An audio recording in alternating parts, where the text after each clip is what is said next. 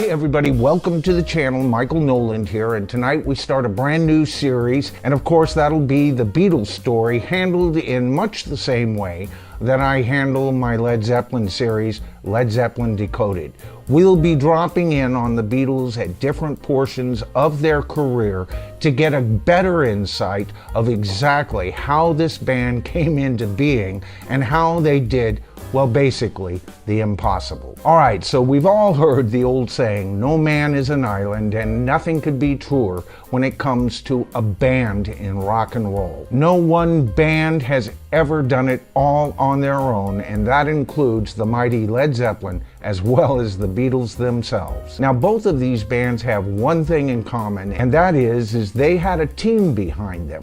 In the case of Led Zeppelin, a smaller, more intimate team, and in the case of the Beatles, a larger, more evolving team as the band progressed. Of course, it goes without saying, the vast majority of the talent, the vast majority of the responsibility of what we have come to know as Beatles music is on the Fab Four themselves. With the magnificent songwriting capabilities of John Lennon and Paul McCartney at first, then later George Harrison, this band was an embarrassment of riches when it came to musicianship, songwriting capabilities, and the ability to get it all on record. And if you've seen my video on my top 5 favorite drummers in rock and roll, again, my top 5 favorite drummers, not necessarily the drummers who were the most technical. Ringo Starr favored quite highly on that list. And so keep that in mind as we go on in this series.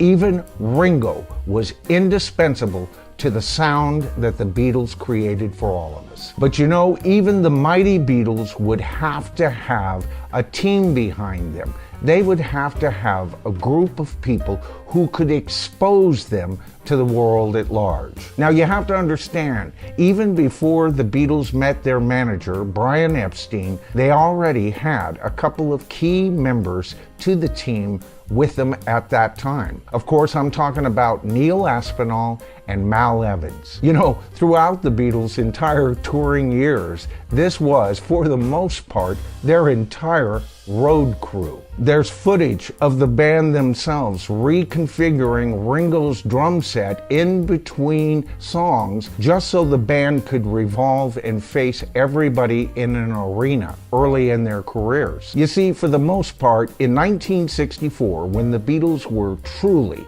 world phenomena, rock and roll was still in its infancy for the most part. In fact, it was the Beatles that created stadium rock in 1965 when they played Shea Stadium. Here they set a world record that would be the beginning template of world record breakers in the future. With over 55,000 attendees, Shea Stadium became the very first stadium rock concert, basically giving the Beatles bragging rights of inventing the stadium rock concert. Sure, the band was amplified by one of the worst PA systems that you could possibly ask for, and they were playing brand new 100-watt amps. 55,000 people attending your concert, and you were playing your guitar through an amp that is approximately 1/12 as powerful as this amp sitting behind me. This is a PA system,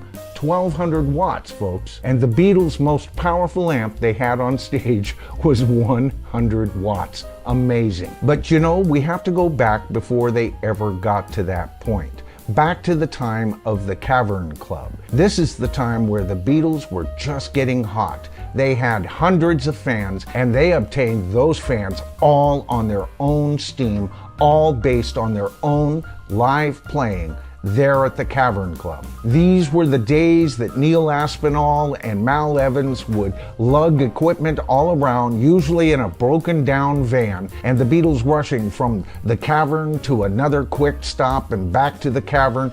It was a heady time. But they had taken that pretty much as far as they could.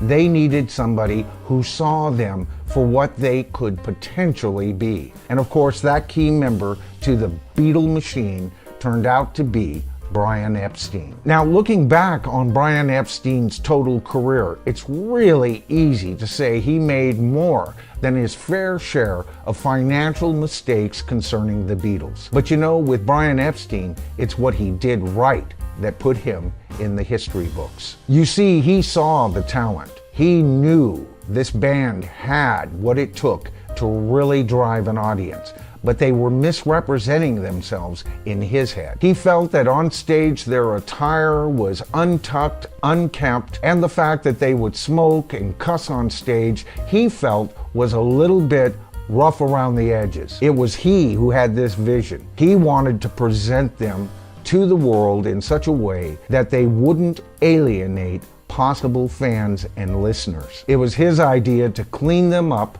put them in suits, and present them in a brand new way. Now, years later in Rolling Stone, John Lennon claimed that he and George Harrison didn't like being taken to the tailors. But Paul McCartney has several times since then said, no. When the Beatles decided to smarten up, all of them were pretty much right in line and were excited about the new look. But it wasn't just a quick trip to any tailor. You see, it was Douglas Millings who were the Beatles' tailor. He designed over 500 Beatle outfits for them, and this was the visual aspect that was presented to the world. And what about Anello and David, who designed the Beatle boot? You know, that whole design was ingenious. What they did was take a Cuban-style heel and attach it to a boot with a pointed toe that was closer to a flamenco dancer. These boots, along with those straight-legged trousers, really presented the Beatles in a sharp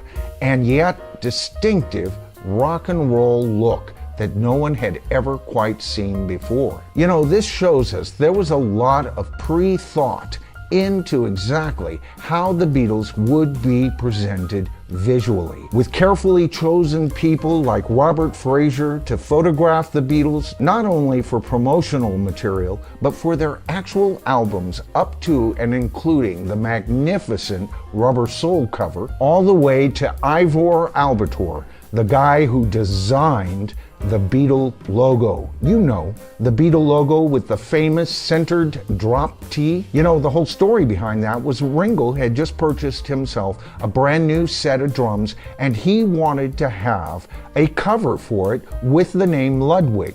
There weren't any available, and so it was only because of that that Ivor designed the Beatles logo, and it is perfect. It's symmetrical, it gets the point across, you never forget it, you don't think about it, but it's there and it's part of their entire branding. All right, so much for the prefab Fab Four. Those aspects would only carry any group of individuals so far. They might look sharp, they look good on their albums, they look good on magazine covers, but could they play? Brian Epstein shopped the Beatles around London, trying to get a record deal for them, almost like he was a Fuller Brush salesman. He hit everybody, but it was almost a last-ditch effort when he finally met up with George Martin. Now, George Martin up to this point had primarily produced comedy records. He wasn't known as a producer of music, but he was a classically trained musician,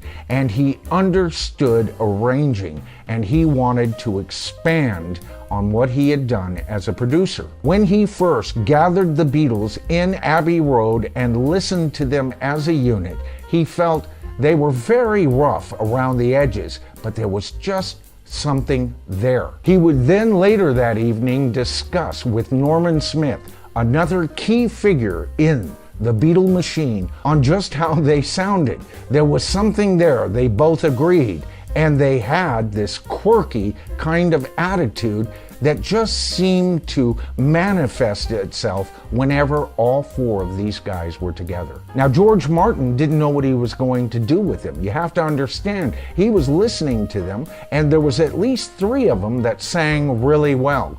He even considered for a short while putting George Harrison up front as the lead vocalist. But the more he thought about it, the more he realized, wait a minute, this group is way too talented.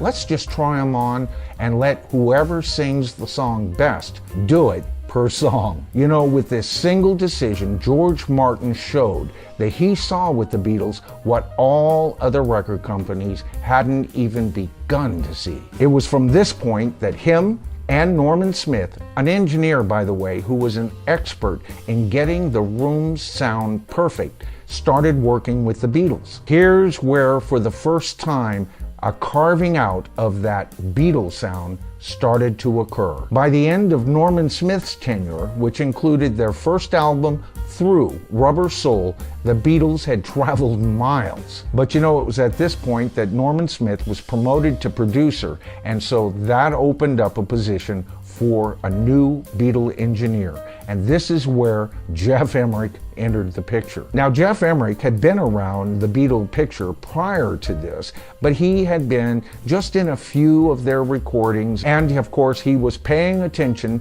to what Norman Smith did. Norman Smith teaching Geoff Emerick a whole lot about his craft. Of course, Geoff Emerick broke every recording rule, it seems like, and created new recording rules that would be followed for years after. Him, along with Ken Townsend, Phil McDonald, Glenn Johns, Alan Parsons, each supplying something new when the Beatles needed it. All of this, and of course with other projects such as their films, them being able to get Dick Lester to direct their two most famous and most successful films, almost seemed like they had a lucky charm in their midst the whole time. Even the writer Alan Owens in the first film showing he had a real insight to at least their basic personalities. All of these people that I've mentioned in this video were all brilliant answers to an already brilliant